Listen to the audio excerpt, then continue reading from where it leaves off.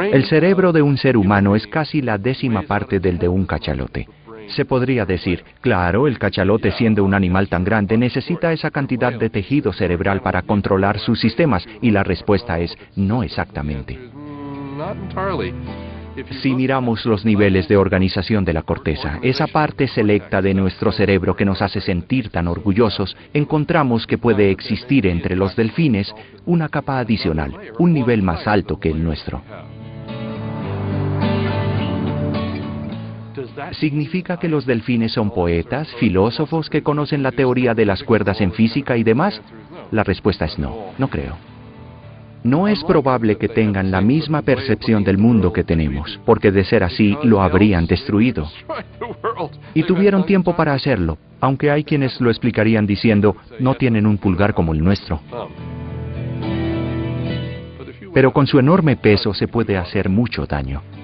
Se pueden hacer cosas imprudentes y de alguna manera las ballenas no las han hecho, solo han existido.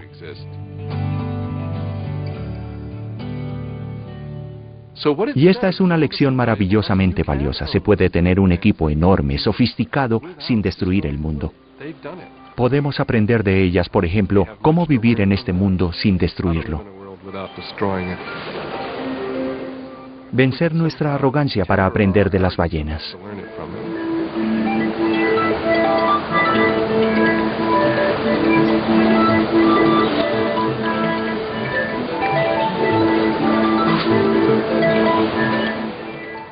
Es la singular contribución que las ballenas le hacen al hombre.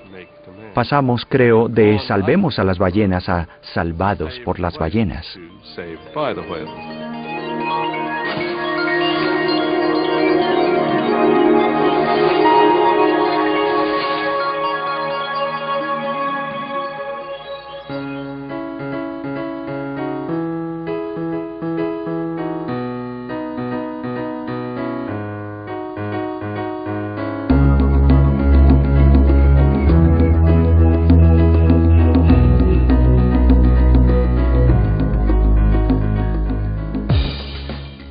Estaba en el cuarto de máquinas de un buque en las Bermudas y un amigo me dijo, «Oye esto», y puso una grabación. Quedé maravillado. Nunca había escuchado algo igual del mundo salvaje, ni siquiera parecido. Era absolutamente hermoso.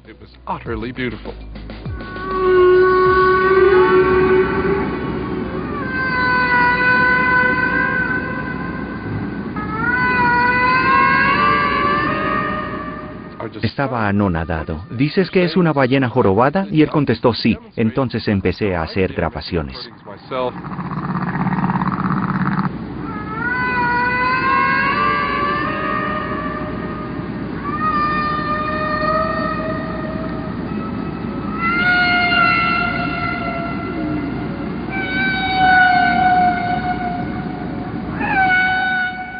Con un amigo llamado Scott McVeigh, empezamos a escuchar y a escuchar. Y finalmente captamos que estas canciones eran secuencias rítmicas de sonidos, largas y repetidas.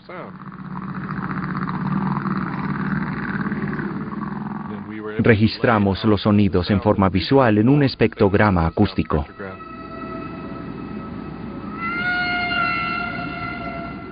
Veíamos que los patrones duraban 15 minutos y luego regresaban y se repetían y seguían y se oía la canción completa.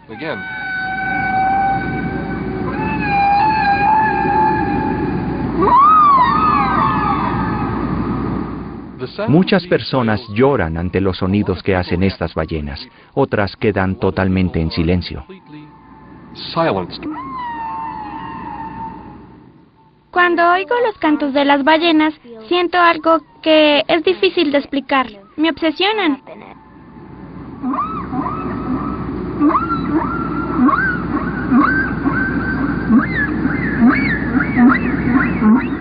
Los sonidos despiertan nuestros sentimientos de pérdida, de tragedia.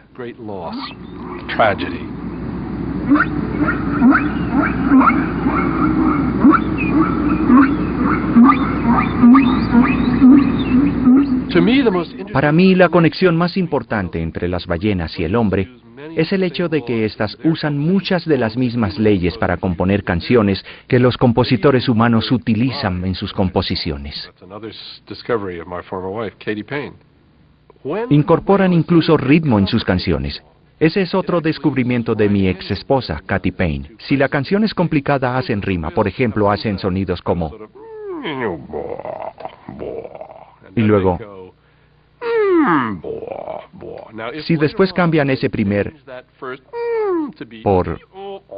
que es común, lo dividen en notas y mantienen la rima final. Siempre que ocurre ese cambio se mantiene la rima final.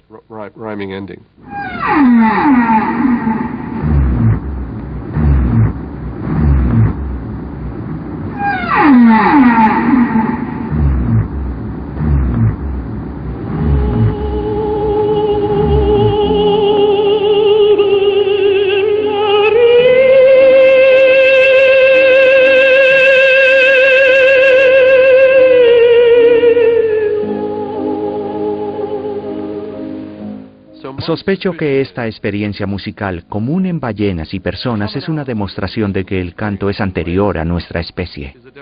Es algo que heredamos de antepasados tan distantes que no lo entendemos.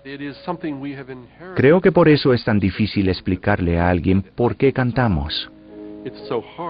¿Cuál es la razón? ¿Para qué cantamos? ¿Para qué hacemos música?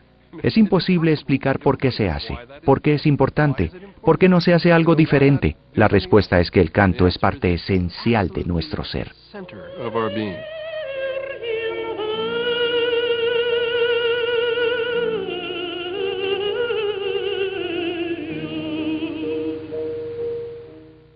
Que las ballenas y el ser humano estuvieran separados durante un periodo tan largo significa que hubo una trayectoria paralela. Allí, el cerebro vertebrado eligió las cosas que funcionan, y adivinen, la trayectoria es la misma, a ambos nos entretienen las mismas cosas.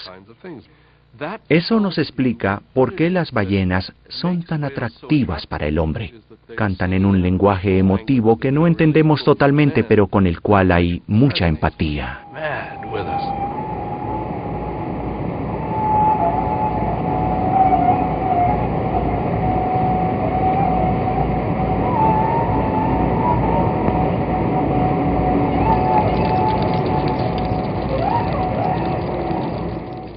El momento más emocionante de mi carrera fue una noche, cuando diseñaba pequeños aparatos para ponerle a las ballenas que hicieran ruido y así seguirlas.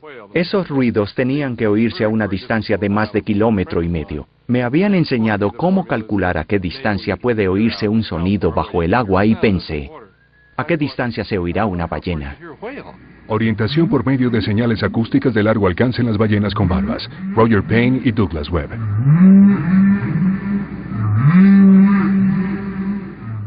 Hice el cálculo de la distancia a la cual se pueden oír esos sonidos y me di cuenta que se pueden escuchar a miles de kilómetros. Finalmente escribí los resultados y con un amigo los publicamos, y esto casi arruina mi carrera.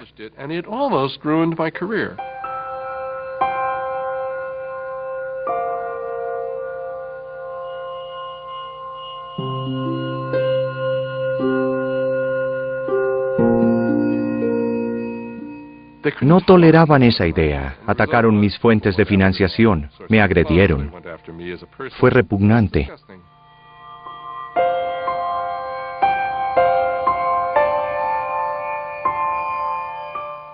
Luego dicté una conferencia. Los asistentes eran matemáticos. Debía durar 1 hora, duró 5, porque me interrumpían haciéndome preguntas. Cuando terminé, concluyeron que mis cálculos eran muy conservadores. Estas ballenas se oyen a mayor distancia de la que yo creía.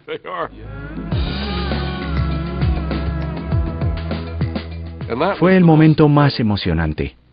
Primero la deducción y luego, después de la fuerte crítica de quienes no sabían nada del tema, la aceptación de que estos sonidos sí se transmiten a esa distancia.